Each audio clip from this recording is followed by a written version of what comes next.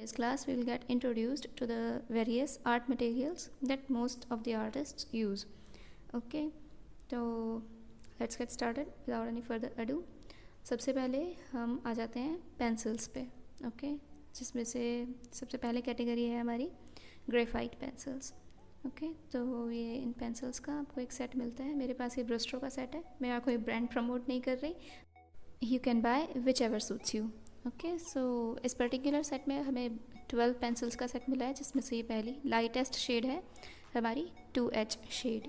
Okay, और इसके साथ ही हमारे जो बाकी पेंसिल्स हैं, इसके बाद हमारे आ जाती है H shade, then HB, B, 2B, और ऐसे करते करते हमारे पास लास्ट डार्केस्ट शेड है 10B. ओके, तो चलिए हम एक बार जल्दी से एक क्विक चार्ट प्रिपेयर करते हैं और देख लेते हैं कि कौन सी पेंसिल्स हमें किस टाइप की शेड दे रही है.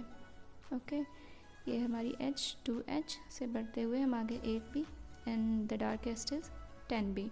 आप देख रहे हैं कि राइट से लेफ़्ट की ओर जाते हुए ये हमारी जो भी शेड्स हैं डार्क होती जा रही हैं. So this was our graphite pencils. Okay, इसके बाद हमारे पास जो नेक्स्ट टाइप की पेंसिल है वो है हमारी charcoal pencil. Okay, charcoal pencil आपको बहुत डार्क वैल्यू देती है. ये आपको बहुत डार्केस्ट एरिया में ही यूज़ करना होता है, जैसे कि हमारी जो भी ब्लैक पार्ट्स हमें दे रखे होते हैं हमारे रेफरेंस वगैरह में. ओके, और इसका एक ड्रॉबैक ये होता है कि ये बहुत ज़्यादा डस्टिंग देती है. So this was our charcoal pencil. Next हमारे पास जो पेंसिल है वो है कार्बन पेंसिल. ओके, ये चलती तो हमारी ये ग्रेफाइट पेंसिल्स के जैसी है, बट डार्कनेस इसकी चारकोल लेवल की होती है और साथ में ये चारकोल जैसी डस्टिंग भी नहीं देती. सो ये एक इसका प्लस पॉइंट होता है. ओके, अगर आप इसको यूज़ करके देखें तो ये देखिए 10B से भी ज़्यादा डार्क हमें दिख रही है, ऑलमोस्ट चारकोल लेवल जैसी. Okay, so this was our carbon pencil. इसके बाद हमारे पास लास्ट टाइप की ये थी हमारी ग्रेफाइट पेंसिल. ओके, सो इसके बाद जो हमारे पास एक और लास्ट टाइप की पेंसिल है वो है हमारी ये मैकेनिकल पेंसिल. सबसे ज़्यादा हैंडी पेंसिल यही होती है आपको क्विक स्केचेस के लिए, या फिर अगर ये हमें इसके साथ में लीड मिली होती है. ओके, आपने देखी रखी होगी. और इसकी ये बेस्ट क्वालिटी होती है कि आपको इसे बार बार शार्प नहीं करना पड़ता, जिसकी वजह से आप कंटिन्यूअस स्केचिंग कर सकते हैं.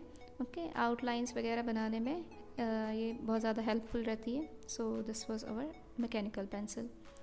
ओके, देन हम आ जाते हैं अब इरेज़र्स पे. सबसे पहले ये हमारी नॉर्मल इरेज़र जो हम डेली लाइफ में यूज़ करते हैं. ओके, देन हम जो नेक्स्ट टाइप की इरेज़र है वो हमारी ये है नीडेड इरेज़र. ओके, ये भी बहुत ज़्यादा हैंडी रहती है. आप इसको किसी भी शेप साइज़ में मोल्ड कर सकते हैं. ओके, और इसको पॉइंटेड एंड देके आप छोटे छोटे एरियाज़ को भी इरेज़ कर सकते हैं.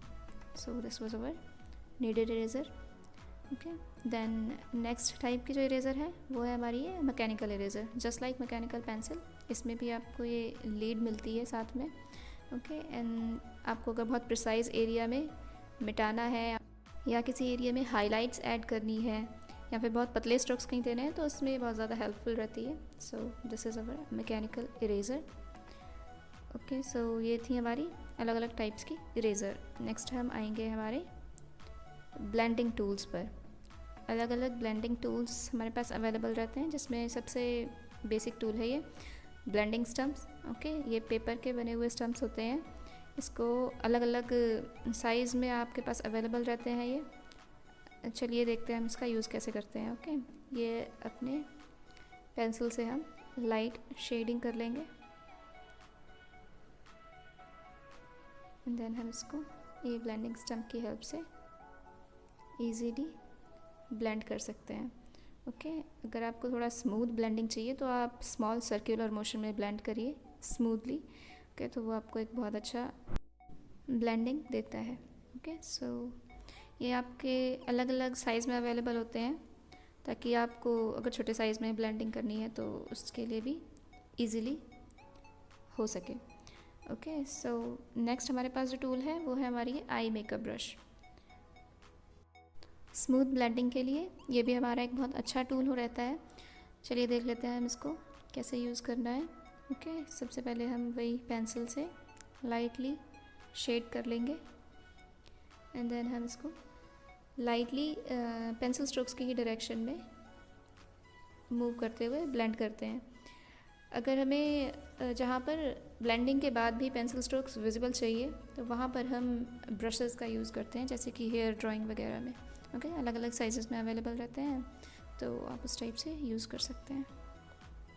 नेक्स्ट, काफ़ी लोग ये क्यू टिप का यूज़ करते हैं ब्लेंडिंग के लिए, जब छोटे छोटे पार्ट्स में शेड दे रखी होती है और वहाँ पर हमें ब्लेंड करना होता है लिमिटेड एरिया में, जैसे कि ये मैंने ड्रॉ किया है, और इसको जब ब्लेंड करना है तो हम ये क्यू टिप का यूज़ करते हुए ईज़िली ब्लेंड कर सकते हैं। ओके, देन नेक्स्ट हम आ जाते हैं हमारे हाईलाइटिंग टूल्स पे। ओके, तो सबसे पहला जो टूल है वो है हमारी ये वाइट कलर पेंसिल। इसको आप किसी भी शेडेड पार्ट में यूज़ कर सकते हैं हाइलाइट्स देने के लिए।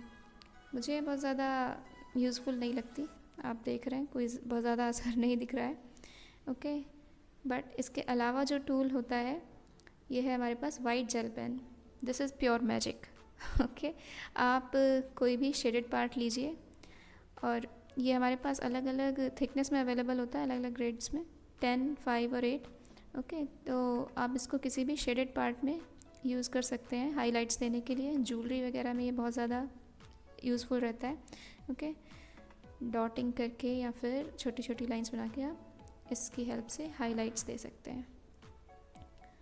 नेक्स्ट हमारी है ये नीडेड इरेज़र, भी हम as a highlighting tool use करते हैं। ये इसमें से हम छोटा पार्ट इसका अलग कर सकते हैं। ओके, एंड देन हम इसको एक पॉइंटेड एंड दे सकते हैं, और जहाँ कहीं भी हमें ये शेडेड पार्ट दे रखा है, इसमें आपको अगर बहुत ज़्यादा प्रिसाइज एरिया में हाईलाइट करना है, जैसे कि हमें अगर मान लीजिए यहाँ पे डॉटेड एरिया में हाईलाइट करना है, तो इस टाइप से हम हाईलाइट कर सकते हैं नीडेड इरेज़र की हेल्प से। नेक्स्ट हम आ जाते हैं हमारे शार्पनर पे। अब इसका एक अल्टरनेट है हमारे पास, ये पेपर कटर। ओके, शार्पनर से जब आप पेंसिल शार्प करते हैं तो वो बहुत जल्दी खर्च हो जाती है। Artist usually expensive pencils use करते हैं, वो नहीं चाहते कि पेंसिल बहुत जल्दी ख़त्म हो जाए, तो इसके लिए हम ये पेपर कटर का यूज़ कर सकते हैं। ये आपकी पेंसिल्स को लॉन्ग लास्टिंग रखता है। ओके, सो अब लास्ट हम आ जाते हैं हमारे पेपर्स पे। ओके, ये मेरे पास A4 साइज़ शीट्स का पैक है। ओके, ये हॉट प्रेस्ड है। हॉट प्रेस्ड और कोल्ड प्रेस्ड क्या होता है कि कोल्ड प्रेस्ड जो होता है उसमें थोड़ा सा टेक्सचर हमें दिखता है, हॉट प्रेस्ड बिल्कुल स्मूथ रहता है। ओके, और ये 210 GSM का है। GSM हमारा अगर आप रफली बोलें तो इसकी थिकनेस, पेपर की थिकनेस को दिखाता है, तो ये 210 GSM का है।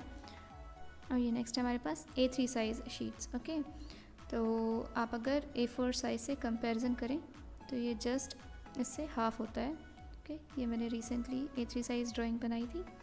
ओके, तो A5 साइज़ और अलग अलग और भी इन साइज़ के पेपर्स आपके पास अवेलेबल रहते हैं, but these were all the art tools that most of the artists use. आपको एक साथ सारे टूल्स बाय करने की कोई ज़रूरत नहीं है। मैं भी स्टार्टिंग में HB पेंसिल से ही ड्रॉ करती थी। सो this is it for today.